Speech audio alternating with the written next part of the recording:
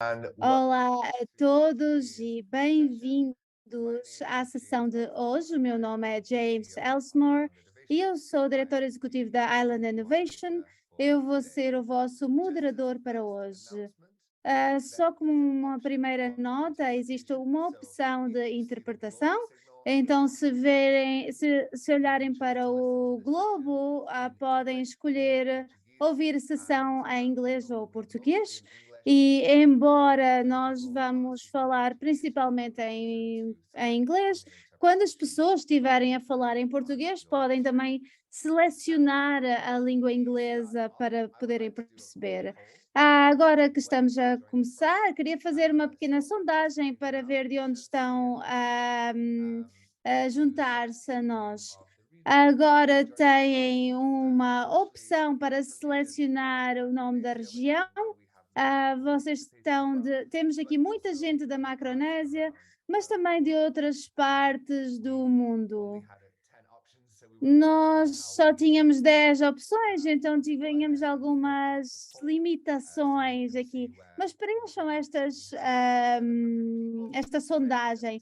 Mais de 700 pessoas se registaram para a sessão de hoje e depois temos todos que vão ver este webinar no LinkedIn, no YouTube, em direto e depois da sessão, porque estamos a gravar.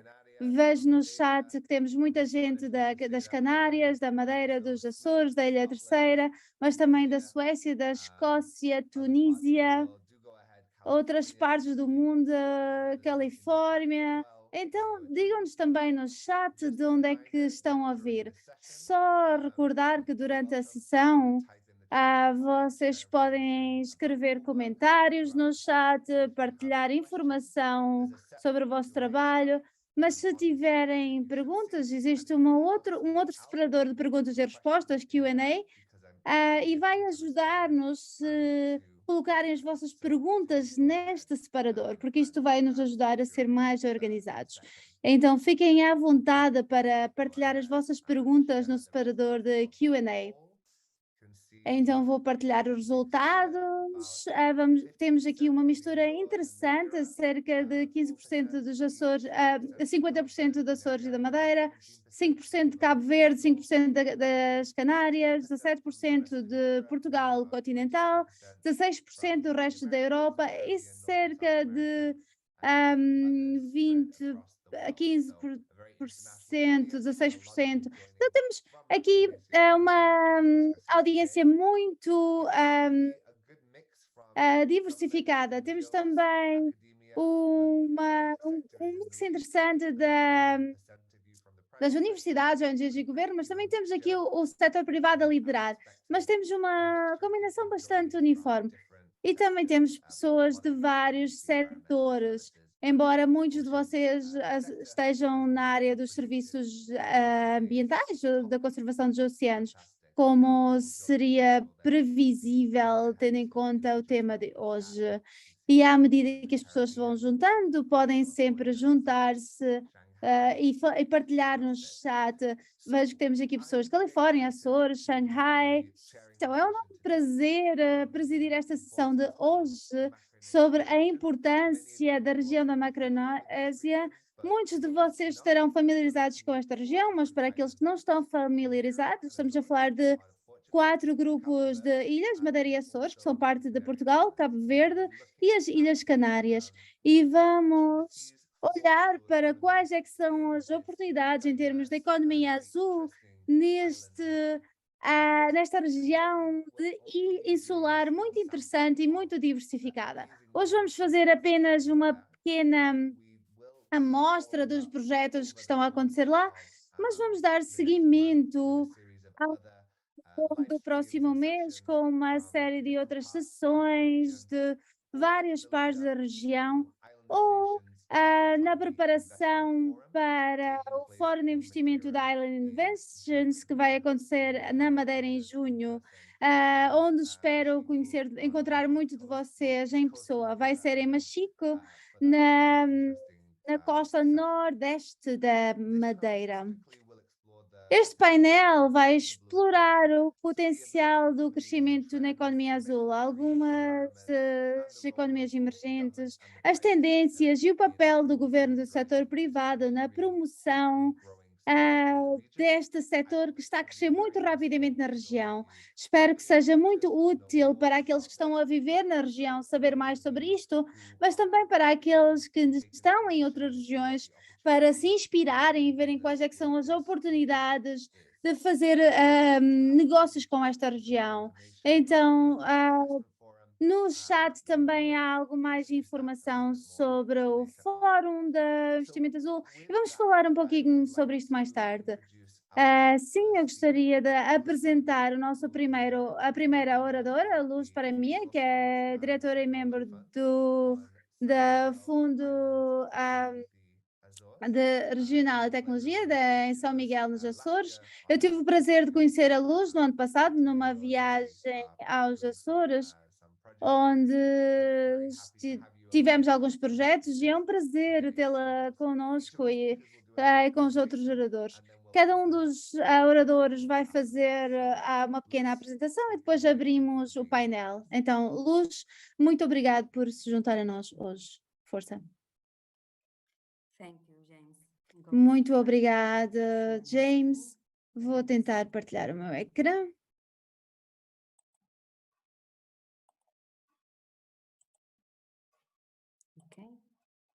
Ok. Conseguem ver? Sim. Eu. Então, muito obrigada por este gentil convite. É um prazer estar aqui nesta discussão, porque para nós é um tópico muito importante, é um tópico quente neste momento na agenda da pesquisa e inovação na Europa e ao nível internacional. Então, para nós é uma partição muito importante. Eu gostaria de destacar também que esta apresentação é uma reflexão de como é que o conhecimento pode ser fortalecido ou como é que pode ser útil para a Macaronésia, porque temos várias parcerias na área da ciência e queríamos ver como é que esta abordagem coordenada pode ser fundamental para promover a região. Então, eu vou começar com a apresentação da pesquisa global da OCDE, que foi lançada sobre a economia azul em 56 regiões de todo o mundo, e é muito interessante que, claro, todos os dados que podem pesquisar para estes documentos, que é muito interessante, mas todos os dados podem ser observados e vê-se que quando olhamos para a economia azul de uma forma sustentável, isso pode retribuir as economias locais e restituir a qualidade de vida às comunidades locais.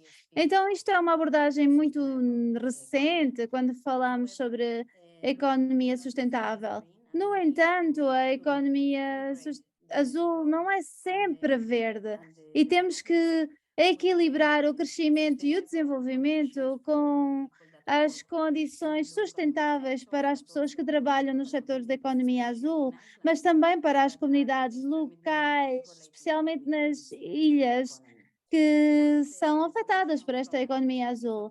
Agora, a solução, numa perspectiva da ciência e inovação, é dar conhecimento para apoio à tomada de decisões e, e oferecer soluções azuis para uma economia azul sustentável no futuro. Na Europa, porque este é o nosso enquadramento aqui na Macaronésia, as políticas relacionadas com o oceano são enquadradas ao nível internacional, ao nível da Agência das Nações Unidas e dos ODS, mas o quadro de políticas está muito relacionado com as políticas europeias. Na economia azul, com os últimos desenvolvimentos, e que foram apresentados no relatório da economia azul de 2022 e passou de crescimento, crescimento, crescimento para uma abordagem mais sustentável e mais verde, incluindo algumas opções para esta transição. E para apoiar esta transição, a Comissão Europeia também lançou o Observatório da Economia Azul para monitorar todas as atividades marítimas, mas também as atividades relacionadas com os serviços oceânicos e atividades marítimas.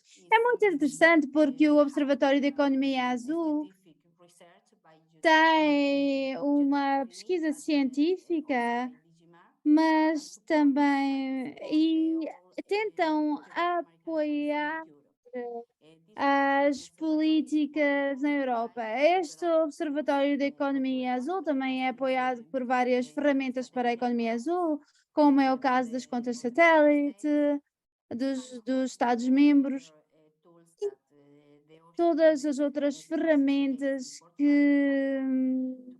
para da Ocean Invest, como é o caso em Portugal, para criar novos negócios e o desenvolvimento de novas ideias, para criar uma um novo uso emergente, tendo em conta o capital do oceano. Também, numa perspectiva da investigação, também temos uma política muito, muito importante, um instrumento que foi lançado ah, no programa Quadro para pesquisa e inovação na Europa. E a Comissão lançou a Ocean and Water Mission, e esta missão, Ocean and Water Mission, é um movimento, é um, movi é um movimento para conectar a ciência e a inovação e para garantir o envolvimento das comunidades, especialmente para três objetivos. O primeiro, proteger o oceano; o segundo, reduzir a poluição dos plásticos; e o terceiro, a economia azul e a economia neutra e a economia circular. E estes instrumentos da missão do oceano estão muito integrados com as outras iniciativas da Comissão Europeia, que é a parceria para a economia azul, esta é uma grande parceria para financiar projetos sustentáveis relacionados com o oceano. Ok, eu não sei se podem ver bem, mas eu gostaria de fazer uma pequena reflexão sobre a Macaronésia e a economia azul. Então, quando olhamos para esta região biogeográfica da Macaronésia, temos 4 grupos de ilhas, 3 na Europa e um Cabo Verde. Açores e Madeira são portugueses e depois temos o arquipélago das Canárias, que é espanhol. E partilham muitos fatores em termos das condições geográficas.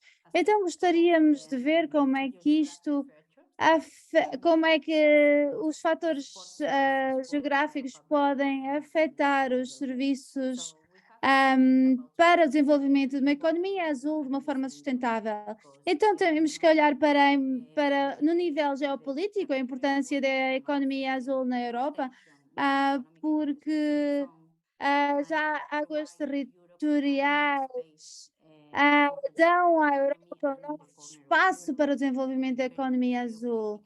E em situações geopolíticas isto pode ser bastante interessante. Então,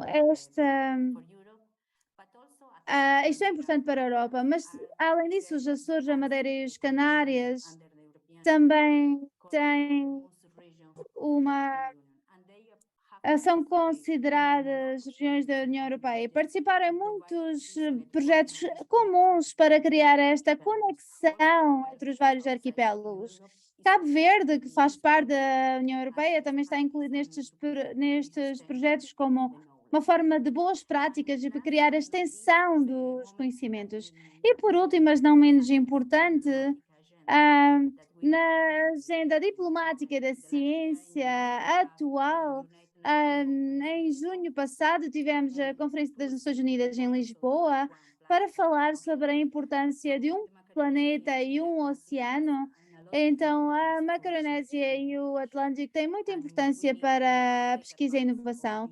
Então, temos que tirar partida deste momentum, ah, para o oceano e apoiar o oceano. Relativamente à pesquisa, inovação e ecossistemas, temos que saber que os Açores, a Madeira e as Canárias têm diferentes ecossistemas de pesquisa regionais, mas é importante que o oceano e a economia azul façam parte das políticas, das estratégias de ciência e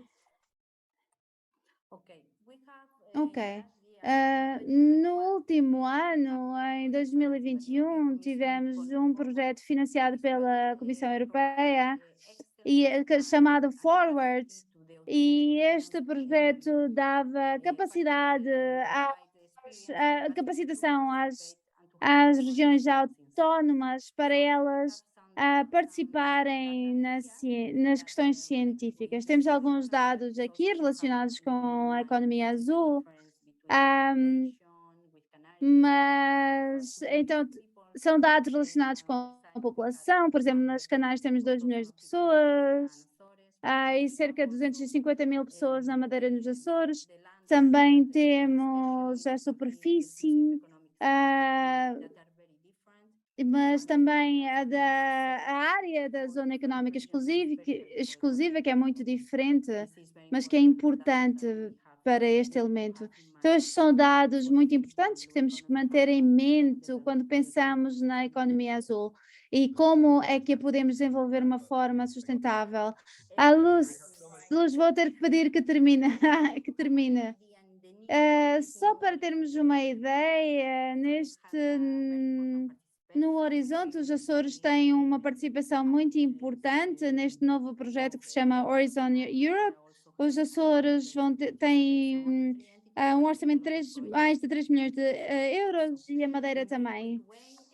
Muito rapidamente, eu gostaria de vos apresentar alguns dos projetos na Macaronésia.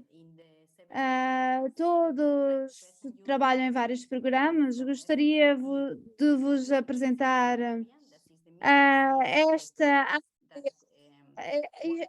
estes projetos que trabalham na área da biodiversidade, e temos estes 4 projetos aqui no meio, o Mystic, Index, Move, todos eles estão no espaço da Macaronésia, na área da pesquisa. Também temos estes projetos especiais que estão coordenados com a Madeira e as Ilhas Canárias. Este projeto MSP é uma ferramenta muito importante para apoiar o desenvolvimento da economia azul e as políticas. Também temos no Horizon Europe a Blue Mission Atlantic and Arctic, que é um projeto muito grande, ahm, e que estamos a financiar agências para a parceria da economia azul sustentável, ahm, e que então aqui temos muita participação da Macaronésia. Então, esta é uma visão geral, muito geral, mas também vos queria apresentar este projeto chamado Smart Blue, que é uma cooperação entre as Ilhas Canárias, e a Madeira e os Açores. E o objetivo é desenvolver uma estratégia para a economia azul para a Macaronésia. Também muito rapidamente, o Observatório Atlântico, que é um investimento, uma e-grant que procura criar um espaço de cooperação entre Portugal e outros países. Muito rapidamente, este é o último slide. Temos só algumas ideias. É muito importante ter a prestação de contas de capital azul. Ahm, ter este planeamento especial marinho, as áreas protegidas marinhas, que eu penso que o Pedro depois vai explicar um pouco melhor na relação à madeira e os corredores da biodiversidade. Estas são algumas ideias, mas existem muitas formas de investir na Macaronésia. Muito obrigado, James. Muito obrigada, Luz. E penso que este aspecto da colaboração de que está a falar é muito, muito interessante. Então, espero que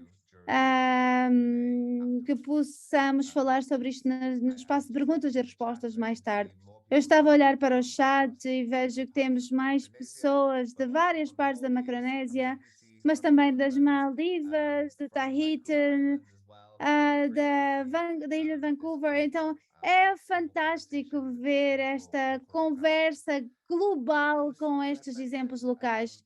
Luz mencionou a Plocan, infelizmente queria partilhar as desculpas que eu, em nome do José Brito da Plocan, infelizmente ele não poderá juntar-se a nós e o senhor Ricardo Estevan Santos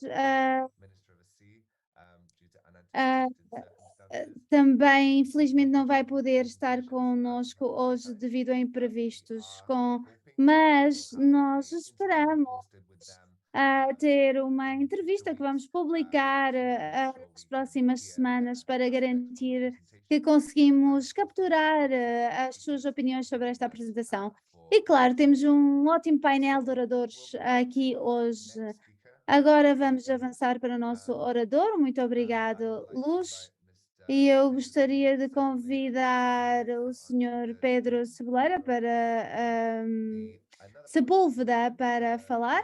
O Pedro vem da região da Madeira e ele é o responsável da Unidade de Ação Climática na Direção Regional da Ação Climática e Mudanças Climáticas. Então, há muito que apoia a Helena Vença e é um prazer tê-lo aqui conosco. Muito obrigado, James, e pela oportunidade por estar com vocês hoje. É um grande desafio falar para uma audiência tão diversificada. Vou tentar partilhar o meu ecrã e a ideia hoje é dar-vos uma ideia geral daquilo do papel da madeira neste mundo enorme da economia azul. Temos 5 a 7 minutos para isto, então vou-vos só dar uma ideia geral daquilo que está a acontecer aqui. Para aqueles de vocês que não conhecem a Ilha da Madeira, então nós estamos no meio do Atlântico Nordeste. Nós temos duas ilhas principais habitadas e dois pequenos arquipélagos de ilhotas, as desertas e as selvagens. E temos a zona económica especial com cerca de 442 mil quilómetros quadrados. O azul está à nossa volta, então as atividades marítimas e o turismo associado a isso sempre desempenharam um papel economicamente decisivo nesta ilha. Tal como acontece na maioria das ilhas em todo o mundo. Então, a ideia hoje é mostrar como é que nós podemos medir a importância, como é que podemos identificar oportunidades e como é que nós podemos medir as tendências. Isto é muito importante para o setor das políticas, porque isto ajuda a definir estratégias a longo prazo e políticas, claro. Então,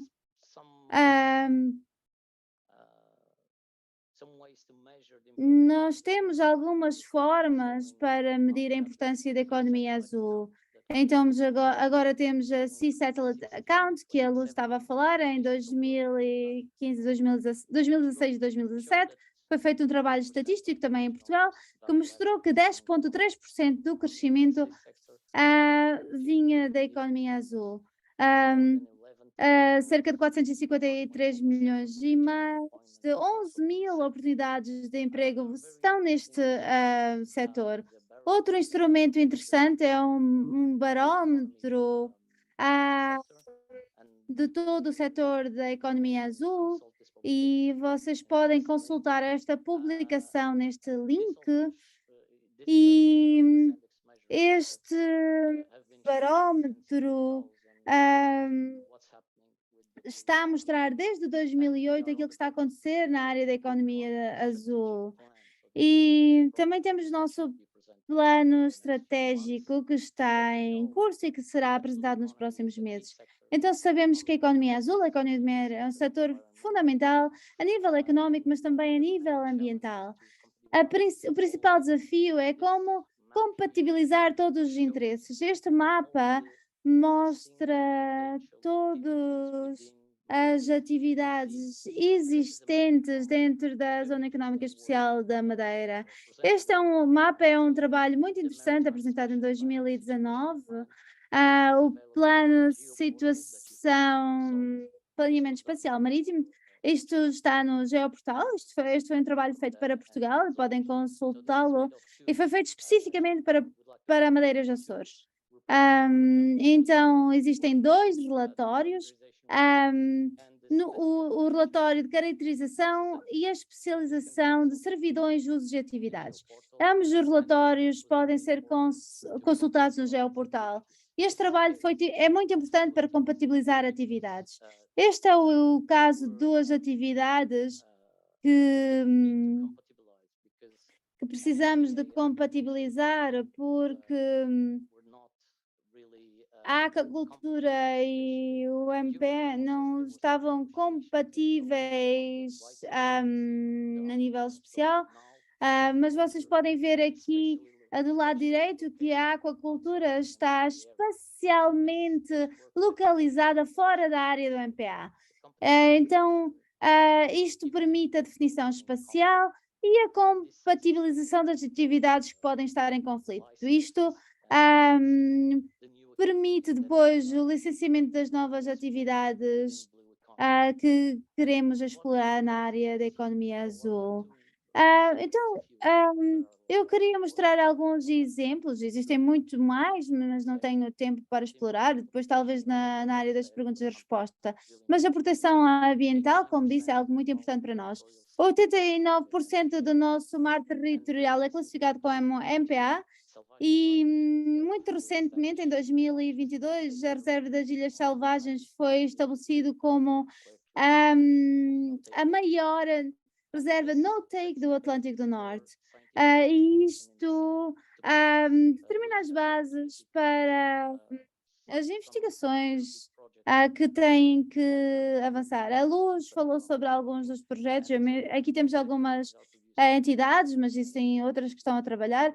Estas instituições estão a produzir muita informação científica, então este é um setor muito importante. Outro setor importante que já está entre nós há muito tempo é a área dos portos e das atividades pesqueiras.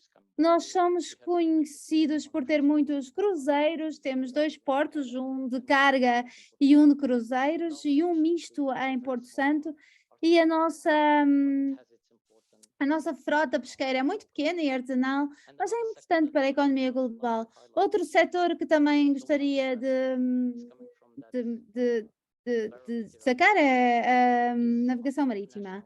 Então, queria só dizer que no cadastro de navios internacional, isto vai desde 2008 ou 2018, aqui neste gráfico podem ver o aumento dos navios registado e o aumento da tonelagem dos navios.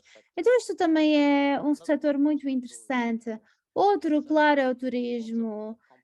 Nós temos muitas empresas e muitos atores do turismo a nível do mergulho, viagens de barco, observação da natureza.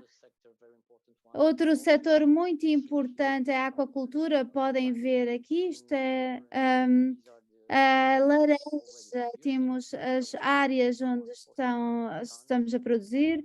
Em 2021, 1.400 toneladas na produção em mar aberto.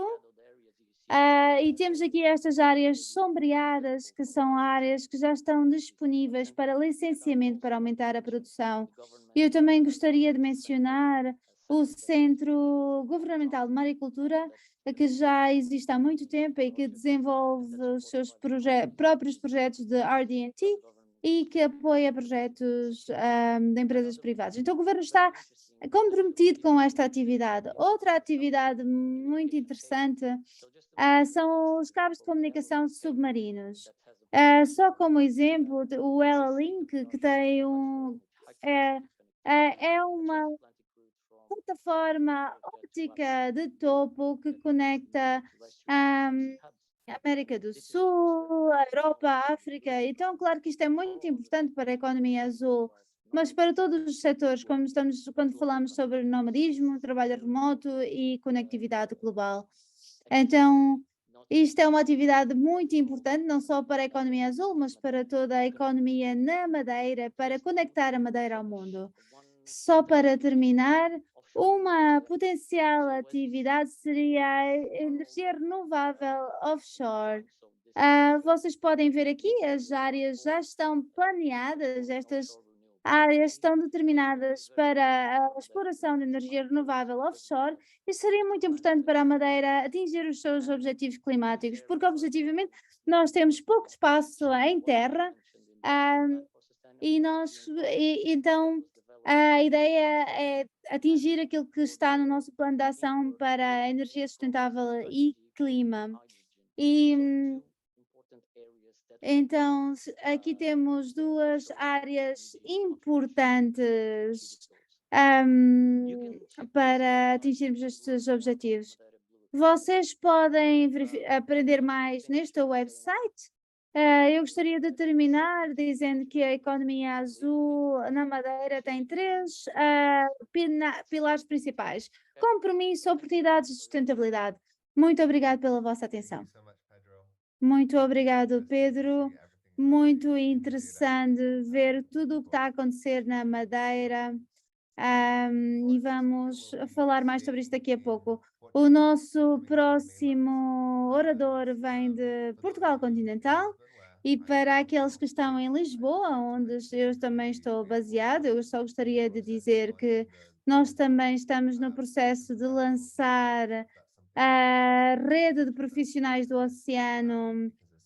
Então, se tiverem interesse, contactem-nos, porque há tanta coisa a acontecer em Portugal que é difícil manter-nos atualizados. Então, e um dos pioneiros neste setor é a Wavec, que é uma empresa muito interessante, e a nossa próxima oradora vai falar é a Ana Brito e Melo, que é consultora sénior na Wavec Offshore Renewals. Olá e muito obrigada pelo convite para participar neste interessante evento. Vou partilhar o meu ecrã. Então, a WAVEC é uma associação sem fins lucrativos que promove o desenvolvimento das energias renováveis marinhas apoiadas por a investigação, inovação e a transferência de conhecimento. Eu vou falar sobre as energias marítimas num contexto mais lato e no final, no meu último slide, eu vou falar sobre as especificidades das energias renováveis nas ilhas. Então, a economia azul abrange muitos setores diferentes, alguns são estabelecidos, como o turismo, e outros são setores emergentes. As energias renováveis no oceano são um dos setores emergentes. Nós podemos ver que muitas indústrias estão a passar ah, hum, para coisas como a observação oceânica, carregamento de veículos submarítimos, aquacultura marinha, e tudo isto está relacionado também com as ilhas, e estas indústrias exigem o acesso à energia consistente e fiável e novas abordagens para a geração de energia serão necessárias. Então, a energia marítima dá soluções tudo isto, a todas estas indústrias emergentes existentes de uma forma única e sustentável ambientalmente. Também pode ser atraente para as ilhas substituírem alguns dos sistemas de geração de energia muito dispendiosos e também alimentar algumas indústrias com isto. Estamos a falar, claro, de mercados de nicho e foi sugerido que estes novos mercados podem ser uma rota mais rápida para o desenvolvimento das energias marítimas renováveis, com menos riscos, menos custos e também menos requisitos de energia. Então, existem diferentes recursos de energia marinha, por exemplo, a energia das ondas, a energia eólica offshore, que pode ser flutuante nas águas profundas, e a energia fotovoltaica solar flutuante. E então, isto são algumas das tecnologias que estão em desenvolvimento em Portugal. Então, para atingir um sistema energético global, renovável, precisamos da combinação correta entre ondas, eólica e solar. E todos estes recursos são complementares. Então, nós temos que combinar as fontes de energia renováveis como estas. Eu penso que é importante mencionar o ponto de situação da tecnologia, porque as energias renováveis marítimas estão em diferentes fases de desenvolvimento. Então, a eólica offshore combina décadas de desenvolvimento de turbinas eólicas. ahm, ahm, a eólica offshore tem apresentado alguns desafios, então não é só transportar um campo eólico para o mar, é preciso desenvolver novas turbinas e fundações diferentes. A grande maioria dos campos de turbinas eólicas têm fundações no leito marinho, mas se formos para as águas profundas, como acontece nas ilhas, temos que usar a tecnologia eólica flutuante. No caso da energia das ondas, nós aqui a grande potência vem da água. Neste momento ainda estamos nas fases de desenvolvimento e a maior parte das tecnologias ainda estão na fase de protótipo e algumas estão a chegar à fase de comercialização. Uma nova tendência é o desenvolvimento de energia de centrais fotovoltaicas flutuantes. Todas estas tecnologias têm que reduzir o custo da energia para serem competitivas com as fontes mais estabelecidas. Os custos ainda são demasiado elevados para competir com outras fontes de energia renováveis. Então, a inovação é fundamental, mas também inovação em termos de mecanismos de financiamento. Então, agora avançando para as barreiras e os fatores favoráveis, e aqui o foco é para as ilhas. Existem desafios em termos de energia, claro, isto são novas tecnologias, então estes desafios continuam a existir, mas existem outras questões relacionadas com a infraestrutura. Então, a rede local nas ilhas é muitas vezes pequena e instável.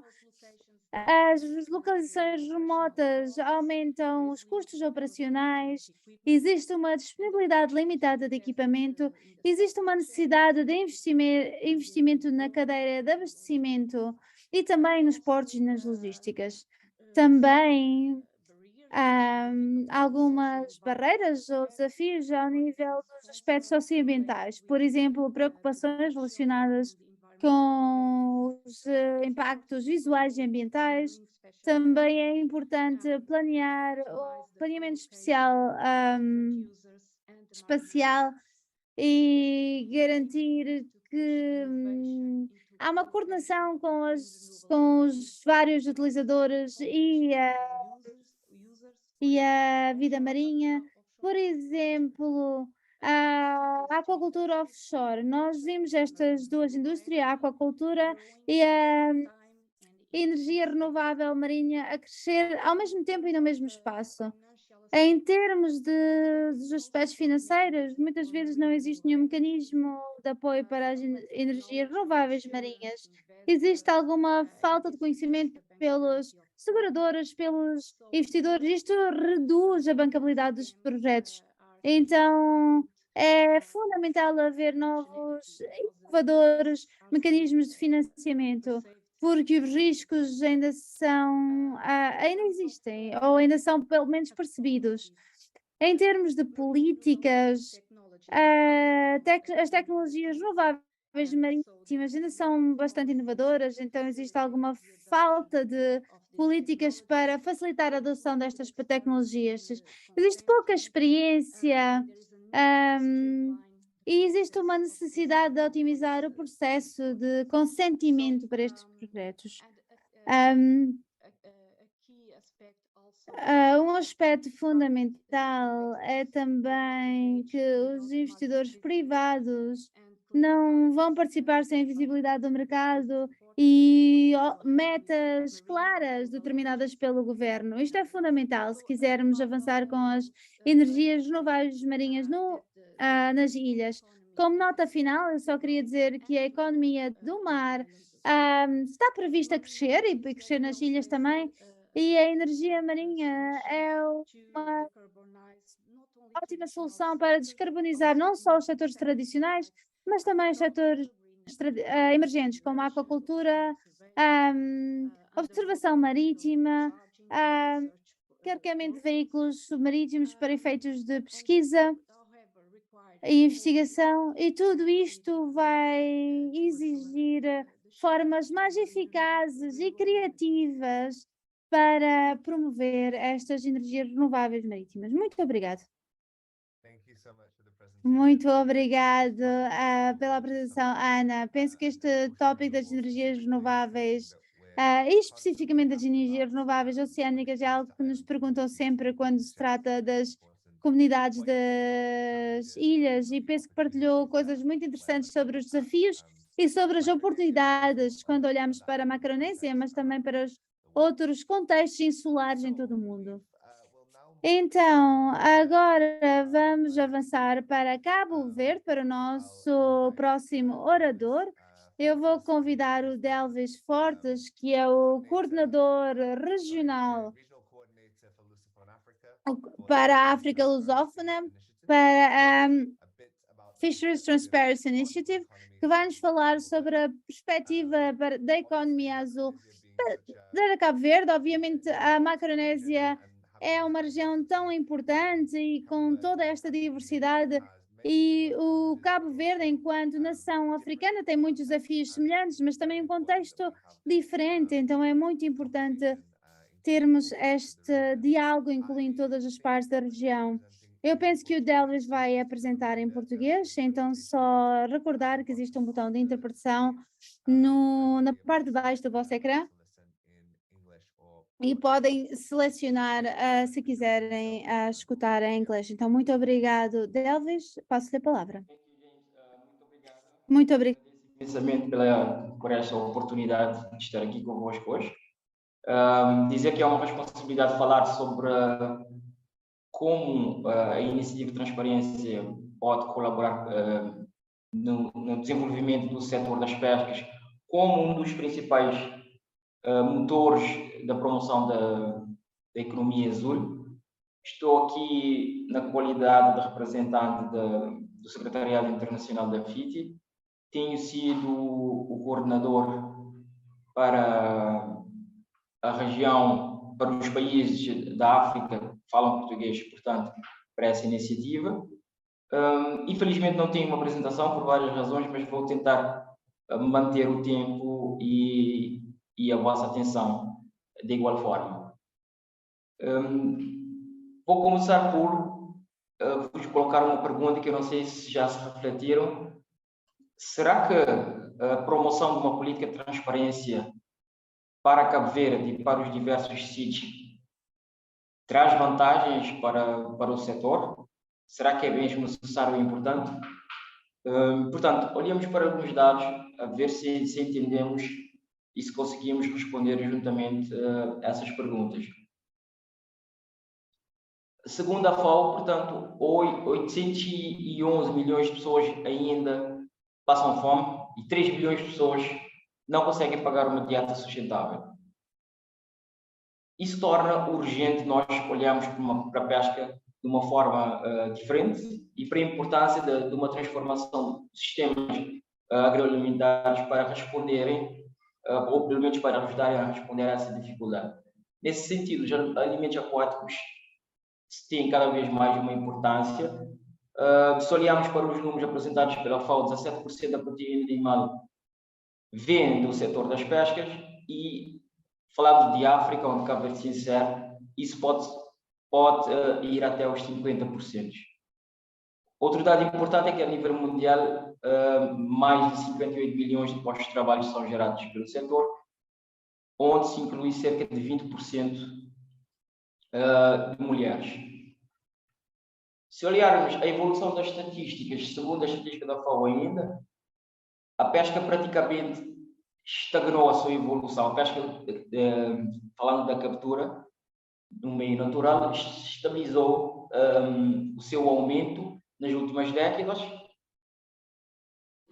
Isso apesar do aumento do investimento na tecnologia e das embarcações. O que é que tem acontecido? É que nós apostamos na aquacultura como fonte alternativa, e a aquacultura tem crescido exponencialmente. É bom por um lado porque é uma solução, mas por outro lado, se olharmos a dados que nos apontam que boa parte da alimentação para o setor da aquacultura vem da captura natural, ou seja, está a concorrer com a própria alimentação das pessoas, parece-nos uma faca de dois gumes.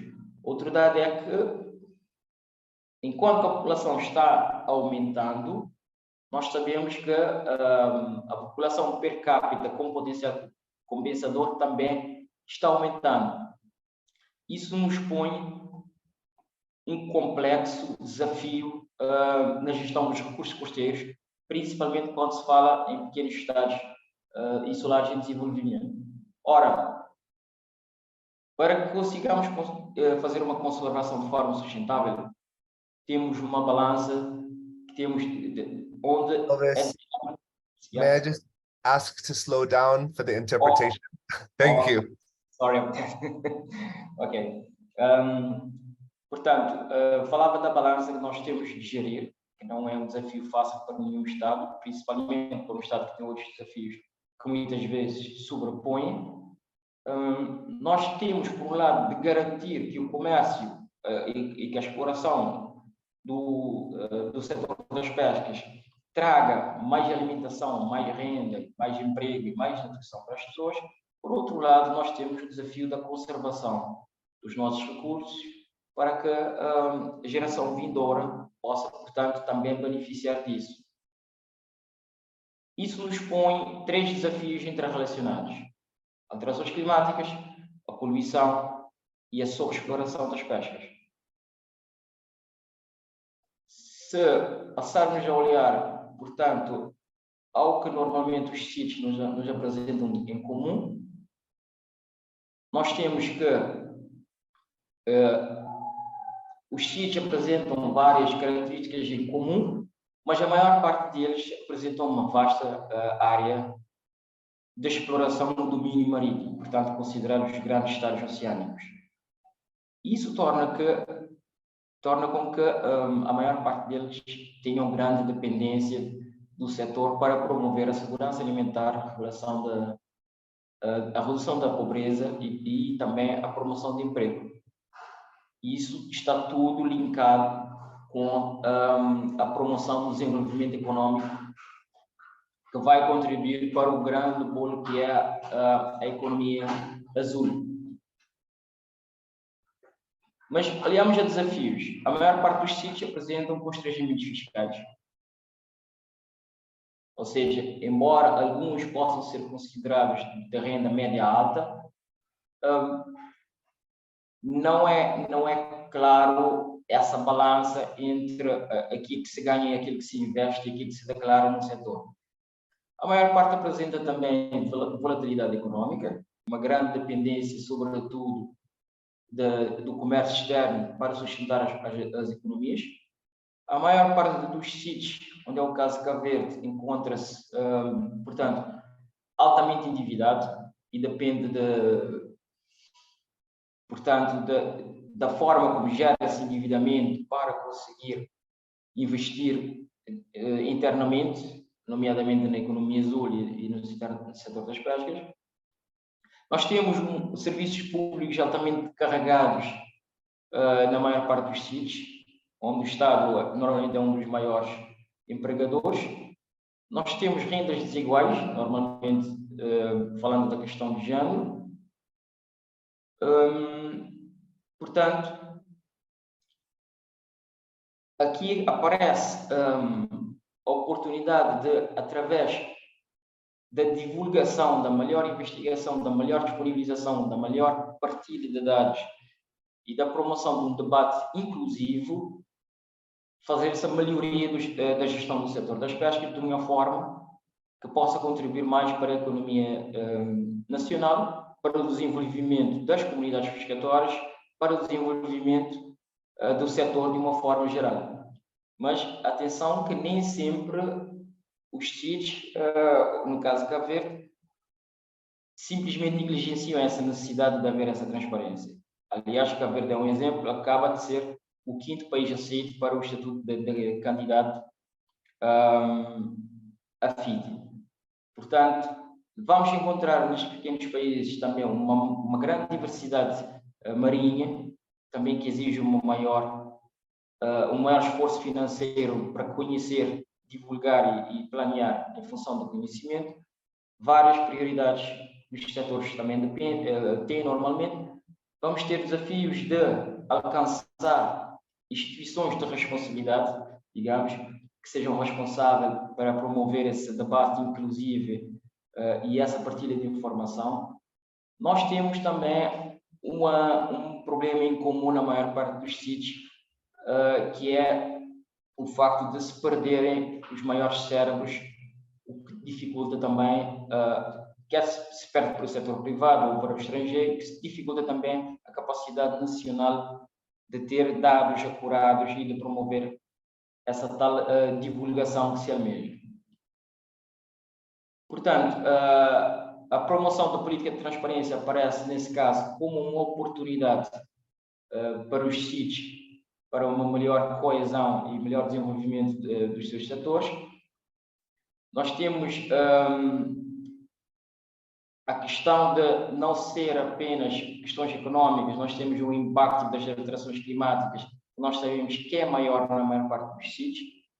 Nós temos a questão da volatilidade económica e social, mas também nós temos algo que é positivo, que é a resiliência dos povos, é a coesão, é a sociedade civil cada vez mais empenhada em exigir essa inclusão e esse debate informado para a promoção do setor. Nós temos as comunidades reclamando cada vez mais ter vez e voz na definição das políticas de gestão, e nós temos também essa comunidade internacional que cada vez mais quer ver os países com quem estabelecem parcerias a promoverem essa gestão transparente.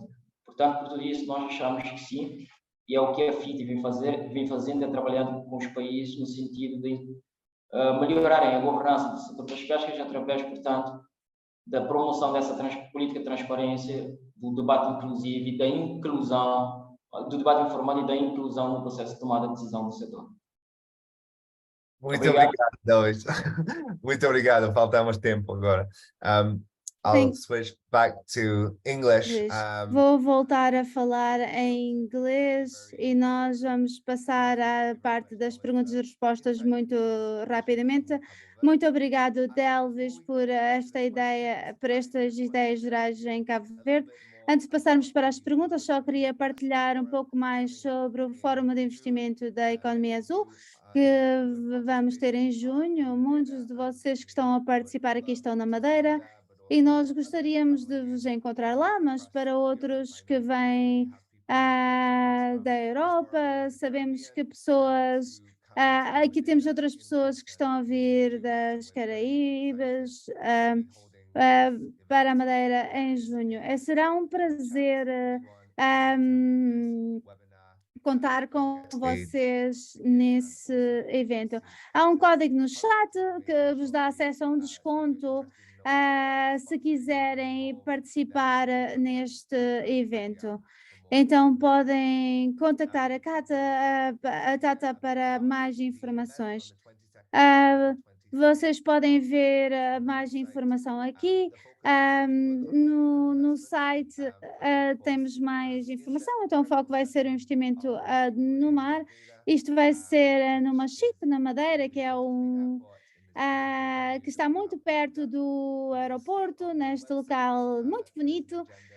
No nosso site também temos já alguma informação sobre os diferentes painéis, das sessões, colaboração entre ilhas, investimento do setor privado,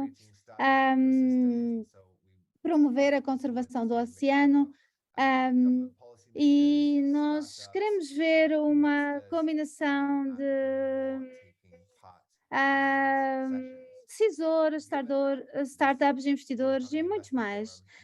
Tendo em conta que este Fórum de Investimento da Economia Azul vai ser nesta localização incrível na Madeira, também vamos garantir que vão ter uma oportunidade de experienciar um pouco da ilha, com excursões, oportunidades para fazer hiking, limpezas de praias e também para garantir que vocês aproveitam o máximo da ilha. E então, para aqueles que estão no webinar, vocês têm um código de desconto que estará disponível até sexta-feira. Então, se tiverem interesse em participar, usem este desconto para continuar esta discussão em pessoa.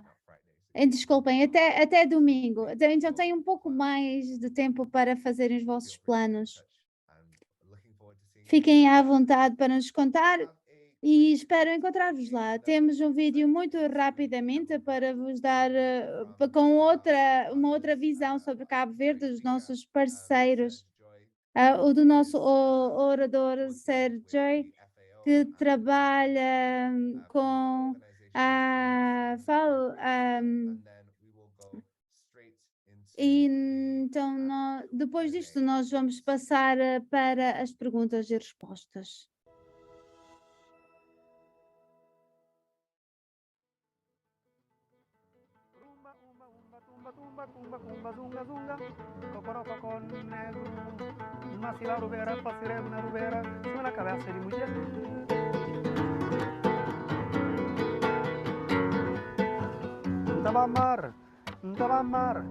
Ntabamar, ntamuruguja na azul.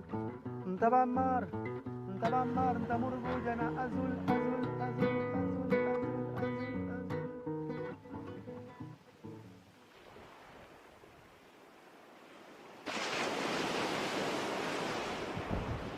Le Cap-Vert est un archipel, donc déjà de par sa géométrie. Cabo Verde é um arquipélago e a sua posição estratégica no meio do Oceano Atlântico cria muitas trocas.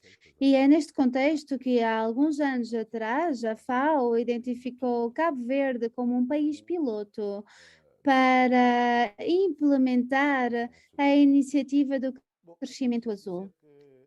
A adoção desta carta vai mudar substancialmente toda a abordagem que Cabo Verde tem vindo a fazer na sua economia. A carta permite que haja um potencial enorme de aproveitamento em termos de legislação, em termos de investimento, para que a economia de Cabo Verde se volte realmente para aquilo que é a economia do ambiente que lhe rodeia, que é o mar. Ce travail, c'est un travail dès le début. Desde o início, o trabalho foi feito em parceria. Nós adotamos uma abordagem participativa com os principais atores, ou seja, aqueles que estão diretamente envolvidos nestes ecossistemas marítimos. Temos a questão dos recursos relacionados com o mar, temos a questão das pescas e também temos a questão do turismo. Veja que o turismo em Cabo Verde é um turismo relacionado com além do sol, com as praias e com os desportos náuticos. Tem o turista que está falando, no hotel não tem um peixe que tem um gosto, porque aquele peixe também de estrangeiro, mas que tem necessidade, porque ali todo dia não tem peixe fresco ali na Pontão. É só para que a gente do hotel dirigir para ali, hasta comprar peixe fresco. It's so too. I saw too. Now it's only tuna. Now it's only tuna. I don't know, maybe they import fish from other places, I don't know. Eu não sei, talvez importam peixe de outros lugares, não sei, mas nós compramos o peixe aqui no Porto e na Palmeira porque o peixe local é o melhor que podemos obter, porque em outros lugares nós não sabemos, mas nós preferimos sempre pagar um pouco mais pelo peixe para ter a melhor qualidade. Então estas são as senhoras que compram o peixe diretamente aos pescadores e depois, quando eles chegam no barco, então eles já sabem o peixe que têm, elas compram-no e vendem a um preço maior. Elas sabem o que fazem.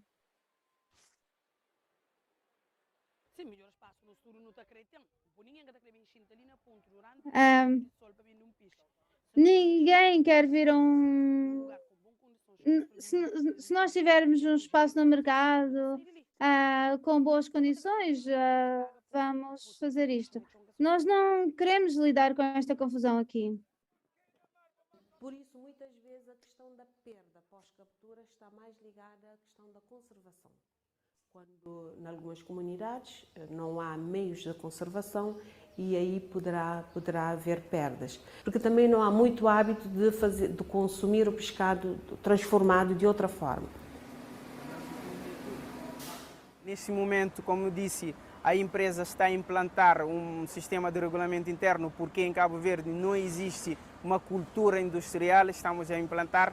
Claramente temos dificuldade porque a nível da legislação laboral não está voltada para as indústrias e temos essa dificuldade, mas que pouco a pouco vamos tentar de resolver com o Ministério da Economia e Trabalho e com a Direção de Trabalho.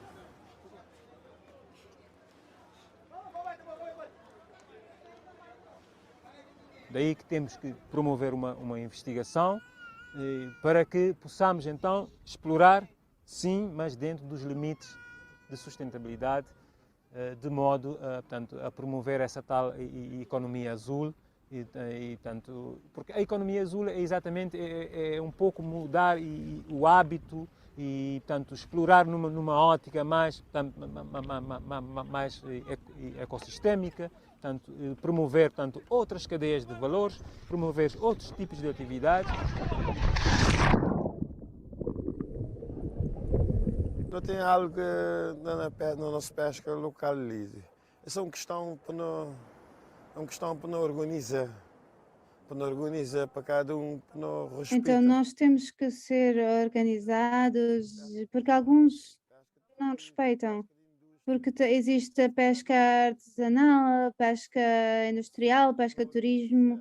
Se cada um de nós se organizar e respeitar a pesca, nós podemos ter uma vida melhor.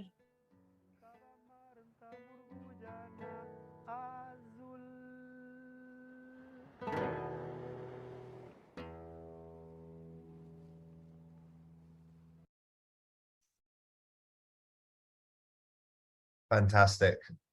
I'd now like to... Fantástico. Agora gostaria de convidar todos os oradores a juntarem-se a nós. Temos cerca de 20 minutos para a discussão. Há muitas perguntas, muito debate no chat. Vamos tentar comentar o máximo possível. Eu penso que para começar com uma pergunta mais geral, que a Luz falou sobre na sua apresentação, mas todos os outros podem comentar sobre a questão da colaboração entre as regiões da Macronésia e as oportunidades que existem, porque existe muita coisa a acontecer, mas também os desafios em 3 países diferentes e talvez até às vezes entre as mesmas, entre as várias ilhas de um país. Vou começar com a Luz, mas se mais alguém quiser comentar, fiquem à vontade. E estamos a pensar na colaboração no nível mais lato, mas também a nível da economia azul. Quais é que são as oportunidades e quais é que são os desafios? Muito obrigada, James. É uma pergunta muito lata, porque existem muitas oportunidades, mas também existem muitas limitações. Se nós pensarmos em termos da biodiversidade, no pilar ambiental da Macronésia, tendo em conta esta economia azul e o planeamento especial marítimo, isto pode ser uma forma muito interessante de criar e organizar uma estrutura para usar o espaço oceânico da Macronésia. Isto foi feito para os projetos anteriores. O Pedro apresentou o Plano Especial Marítimo da Madeira, que foi também incluído nos projetos que apresentámos antes, no Projeto Mars e outros. Isto foi uma forma de cooperar com os mesmos princípios, com a mesma linguagem e incluir todas as atividades na mesma tabela. Claro que nós em Portugal temos um quadro diferente daquele que existe na Espanha e as regiões autónomas têm condições diferentes e direitos diferentes, mas isto é o primeiro passo e um planeamento especial marítimo abrange todas estas, ou um ordenamento especial marítimo cobre todos estes aspectos. Temos os usos tradicionais e os usos emergentes. Claro que a combinação de um planeamento especial marítimo ou ordenamento especial marítimo combinado com todos os outros instrumentos pode ser o cenário perfeito para desenvolver e medir o impacto ambiental das atividades e para nos dar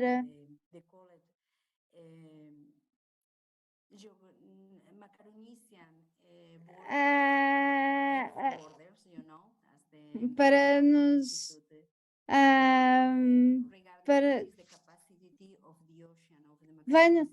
vai-nos dizer qual é que é a capacidade do oceano na região da Macronésia para ser desenvolvido. E uma questão que surge nesta cooperação e que também surge aqui no chat é como é que nós podemos envolver as comunidades locais. No caso do ordenamento especial marítimo e com nestes projetos, o primeiro objetivo foi envolver as comunidades que trabalham com o oceano. E o envolvimento dos stakeholders foi o primeiro passo e foi muito importante porque juntámos mais de 1000 pessoas no processo, nos 3 arquipélagos, claro que com diferentes abordagens, porque é necessário ter diferentes abordagens, mas perceber a ideia do ordenamento especial marítimo e perceber que temos informação e temos este conhecimento numa forma e numa linguagem simples para a comunidade local perceber. E com isto nós conseguimos obter melhores resultados no envolvimento da comunidade. Então penso que este quadro do ordenamento especial marítimo pode ser uma das grandes formas de cooperação que podemos fazer aqui no espaço da Macronésia, especialmente para dizer à Europa que temos algum peso e que podemos trabalhar em conjunto. Muito obrigado, Luz. Só para mantermos neste tópico da colaboração regional e depois vamos entrar na área da comunidade. que eu sei que o Pedro vai estar interessado. Então, Pedro, muito obrigado, James. Só complementar aquilo que a Luz estava a dizer sobre a cooperação, é muito importante dizer que na Macaronésia nós temos estado a cooperar há muito tempo, porque existe financiamento específico da União Europeia para esta área específica e há muito tempo temos estado a cooperar com os governos e com os institutos de investigação e como a Lu estava a dizer, uma das coisas que temos estado a avançar em várias áreas, mas nesta área do planeamento e ordenamento especial marítimo é o envolvimento de outros stakeholders para que isto seja um processo participativo. E é importante dizer isto, que a combinação dos governos, dos institutos de investigação, tem-nos dado alguma informação que está a ser agora usada para desenvolver as políticas e definir as estratégias na região. Isto é muito importante. Então, agora é o momento de os investidores, do setor privado, se juntarem a este processo. E o novo fundo Interreg também está a procurar a participação do setor privado, porque o cenário está montado, mas agora precisamos do investimento do setor privado. E isto foi feito para desenvolver várias avenidas e para facilitar que todos aqueles que querem investir em atividades tradicionais e emergentes consigam fazê-lo mais facilmente. Muito obrigado, Pedro. Eu penso que para alargar esta conversa e incluir este aspecto muito importante de como é que as comunidades locais são envolvidas quando se trata da economia azul, definitivamente dentro da economia azul, um dos desafios pode ser que estes programas são frequentemente liderados pelo governo, envolvem indústrias muito grandes, organizações muito grandes, mas como vimos no vídeo, existe uma necessidade óbvia de envolver os pescadores locais, por exemplo. Isto é muito diverso em diferentes locais, mas o governo nas ilhas tem um papel muito maior do que no continente, então é muito importante que o governo seja envolvido. Então, como é que nós encontramos este equilíbrio? Como é que nós garantimos que a economia local é envolvida e quais é que são os métodos que estão a ser usados para este tipo de envolvimento? Porque nós sabemos que estes programas não podem ter sucesso sem o envolvimento da comunidade local. Quem é que quer responder primeiro? Delvis? E depois a Ana. Claro, eu vou falar da nossa perspectiva, mas vamos ver como é que estamos a tentar lidar com isto ao nível do país. Cada país que quer aderir à FITIC tem que criar um grupo multi-stakeholder e temos aqui 3 subgrupos, um representando o governo e outro a representar a sociedade civil e um que representa o setor privado. E isto inclui as comunidades e os investidores maiores. O grupo é responsável por produzir anualmente o relatório FIT, que é uma imagem global daquilo que foi o setor das pescas durante o último ano. Estamos a falar sobre o quadro legal, contratos, licenças, captura, a avaliação de estoques, financiamento externo. Então, estamos a promover um grupo de trabalho que vai descrever tudo em termos da informação já existente nas pescas. Se existe, nós analisamos se está disponível e se estiver disponível, nós analisamos se está disponível a todos esta informação. E este relatório é publicado no nossa página de internet e todos podem usá-lo para disseminar esta informação. E depois, claro, nós não temos poder de regular, mas o grupos formula recomendações para o governo. Então, as comunidades podem participar e são informadas sobre aquilo que está a acontecer. Muito obrigado, Delvis. Ana, quer dizer alguma coisa? Sim, eu só ia acrescentar que como parte da POEVEC, nós temos este papel de promover as energias marítimas renováveis e envolvendo todos os stakeholders. E aprendemos em todos estes anos que é muito importante, desde o início, desde as primeiras fases de um projeto, envolver as comunidades locais, particularmente com aqueles que trabalham no oceano, como as associações de pescadores, as pessoas envolvidas diretamente em atividades relacionadas com o mar, porque o mar tem utilizadores muito diferentes e todos querem ter acesso a espaço no oceano.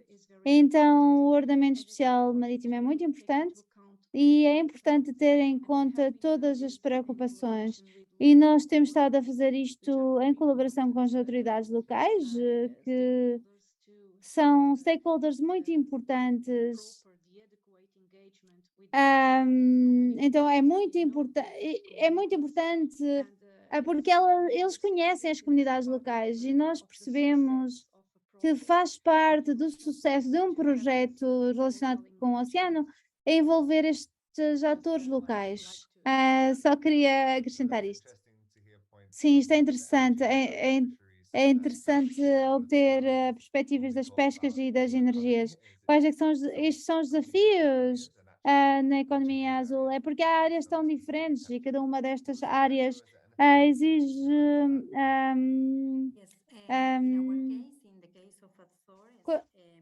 apoios diferentes. No nosso caso, nos Açores, nós temos um envolvimento muito intensivo dos stakeholders numa fase inicial do processos de ordenamento especial marítimo, mas agora temos um projeto muito dinâmico, que é o Programa Azul, que procura proteger 30% das águas dos Açores.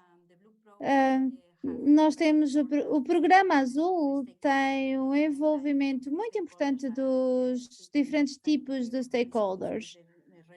Então, todos são convidados para discutir com as autoridades regionais, então, para tirar partido do conhecimento que têm sobre a pesca, sobre os estoques, sobre as áreas, porque este conhecimento e esta informação também é muito especializada nas ilhas e entre as ilhas. E é muito interessante este processo que está a decorrer agora no âmbito deste Programa Azul. É muito interessante, se tiverem curiosidade ou alguma pergunta, podem verificar na internet, porque este projeto é muito interessante. É liderado pelo Governo dos Açores, pela Fundação Oceano Azul e também pelo Waitt Institute. Então, é uma parceria muito interessante, parceria pública ou privada interessante para promover as áreas marítimas protegidas dos Açores e da Madeira também. E o Pedro pode complementar.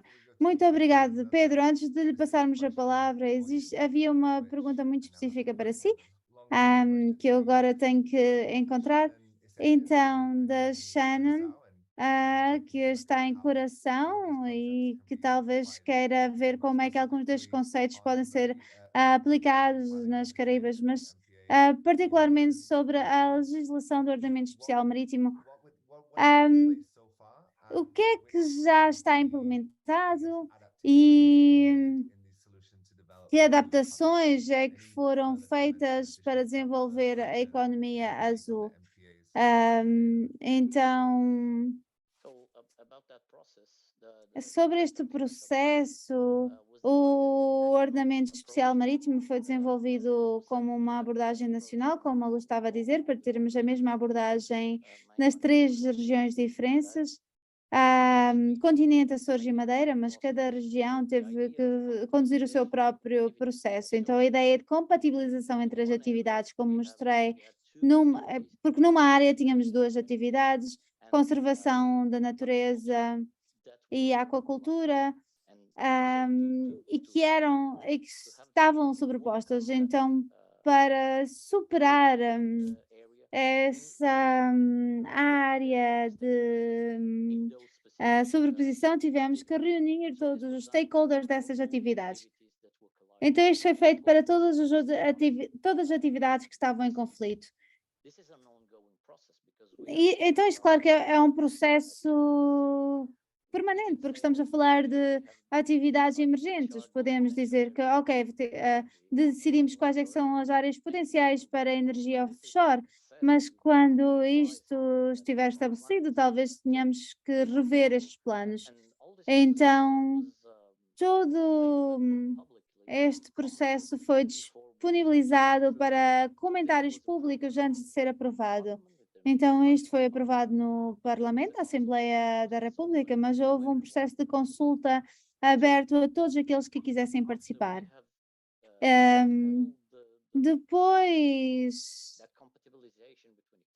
de fazermos esta compatibilização entre atividades, o processo foi levado às pessoas que queriam participar. Então, havia muita participação e é um processo exigente, porque havia muitas atividades que querem usar o espaço e não há propriedade no mar. Então, nas ilhas, nós não temos assim tanto espaço no mar, porque nós chegamos facilmente a 400.000 metros de profundidade. Então, a área útil não é assim tão grande. Então, é muito difícil compatibilizar todos os interesses. Então, nós temos sempre que falar com todos. E eu gostaria de destacar que na Madeira, em 2019, o governo estabeleceu o secretariado regional, o nível para questões do mar. Então, este é um compromisso e diz-nos que é uma questão muito importante. Então, eu diria que todas as regiões que queiram partir daquilo que nós fizemos em Portugal devem olhar para o nosso processo e ver como é que isto pode ser feito e melhorado na vossa própria região. Muito obrigado. E eu penso que este ponto importante, quando olhamos para o número de stakeholders, quer dizer que quando nós olhamos para isto, estamos a falar de stakeholders locais, setor privado, governo. Então, é muito, muito importante neste diálogo da economia azul pensar em todos eles. Uma pergunta específica para o Delvis, que penso que é muito interessante, da Cristina Antunes, que pergunta sobre o controlo da pesca industrial em águas internacionais. E isto é muito interessante para nós enquanto Island Innovation. Nós fazemos muito trabalho nas ilhas do Pacífico e lá temos áreas enormes do oceano que precisam de ser controladas e que são muito difíceis de policiar. Eu não sei se tem alguns comentários sobre esta pesca em grande escala e em Cabo Verde e o impacto que isso tem, porque eu vi que no vídeo e na discussão também falamos sempre sobre a pesca costeira mais pequena. Muito obrigada pela pergunta, Cristina. Aqui nós temos dois cenários. Um é quando estamos a falar sobre águas internacionais, o país não tem o poder de controlar um navio pesqueiro com a nossa bandeira. Então, se um navio estiver a pescar depois das nossas áreas, ou melhor, se estiver em águas internacionais com a vossa bandeira, é a vossa responsabilidade de controlar. Não sei se está... Mas, então, todos os navios com a nossa bandeira têm que declarar as suas licenças e internamente há um grande problema, mas nós somos forçados a usar a VMS permanente, eles são obrigados partilhar connosco os vistos que enviam para os seus países. Então, isto é muito complexo, mas como temos muito pouco tempo, dizer só que temos um quadro legal muito bom, mas a monitoria e o controle é muito dispendioso, especialmente quando estamos a falar sobre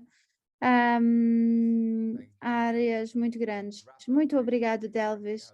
E vamos terminar já, estamos a ficar sem tempo. Eu vejo uma pergunta de Denreto, que sei que está nas Canárias. Eu quero pedir desculpa pelas Canárias não estarem incluídas, obviamente não era a nossa intenção, mas tivemos alguns desafios com o nosso orador. Infelizmente o José não pôde estar connosco, mas vamos fazer uma entrevista com o representante das Ilhas Canárias e também da Plocan para discutir a situação local das Canárias, para garantir que temos uma ideia de todas as regiões incluídas hoje. Então fala sobre eu só queria dizer que é importante que Lisboa está a fazer uma grande pressão para se tornar líder para todo Portugal nesta área da economia azul, mas muitos destes tópicos são descentralizados. Então, os Açores e a Madeira têm os seus próprios governos que tomam a maioria das decisões neste aspecto. Então, é importante olharmos para a situação em Portugal, mas também nas regiões autónomas que lideram o diálogo e que têm políticas locais específicas sobre estes tópicos. Então, com isto, vou terminar. Vou pedir a cada um dos nossos oradores que deem só umas notas finais, 30 segundos. Então, vamos na mesma ordem da apresentação, começando pela Luz. Muito obrigada, James. Existem muitas coisas para discutir relativamente à economia azul, especialmente com estes participantes tradicionais aqui, porque existem muitos casos de estudo muito interessantes da Macaronésia que podem ser transferidos para outras regiões. Claro que temos algumas limitações, mas em termos da investigação e inovação, a cooperação é muito importante para apoiar a implementação das políticas ao nível da governação. Então, eu penso que podemos apoiar-vos em outras discussões e outros workshops de transferência de conhecimentos que organizem para transferir o conhecimento e a experiência que temos aqui nos Açores e também em diferentes setores da economia azul. Então, temos todo o prazer de partilhar a experiência e aprender das outras regiões também. Muito obrigado. Obrigada, Luz. Pedro? Muito obrigada, James. Eu gostaria só de, mais uma vez, agradecer à Island Innovation e sim, claro, pelo convite e por fazer parte deste workshop tão interessante. E destaco que a Madeira está realmente envolvida neste tópico e nós vamos, com certeza,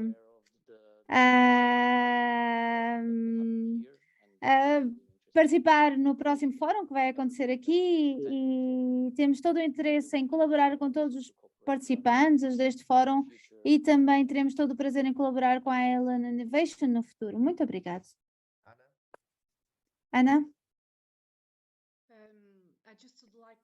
Eu gostaria só de destacar que muitas ilhas demonstraram um interesse crescente em tirar partido das tecnologias das energias marítimas.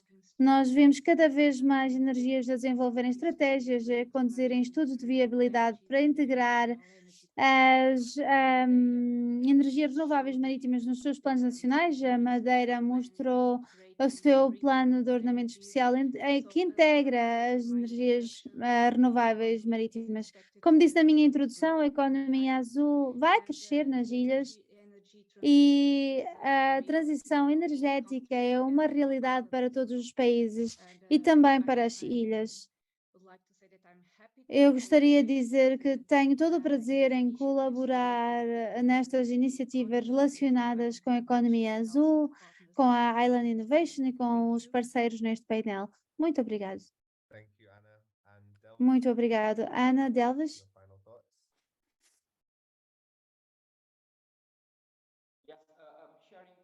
Sim, eu estou a partilhar o nosso link para mais informação e eu queria só dizer que há um espaço para, para criarmos mais participação das pescas e da comunidade. Não há boa governação sem dados, sem informação, então precisamos de tudo isto. Muito obrigada pelo convite, foi um prazer estar com vocês hoje. Muito obrigada a todos pela discussão fantástica. Falámos sobre tópicos muito diferentes aqui. Claro que poderíamos falar durante horas e dias, porque a economia azul cobre tantos tópicos. Se gostaram da conversa, espero encontrar-vos na Madeira em junho, onde vamos ter muitas oportunidades de aprofundar isto e de ir observar baleias, que também é uma grande parte desta experiência. Muito obrigada a todos os oradores. Vamos enviar-vos cópia da gravação e mais informação e oportunidades futuras. Obrigada a todos e boa semana.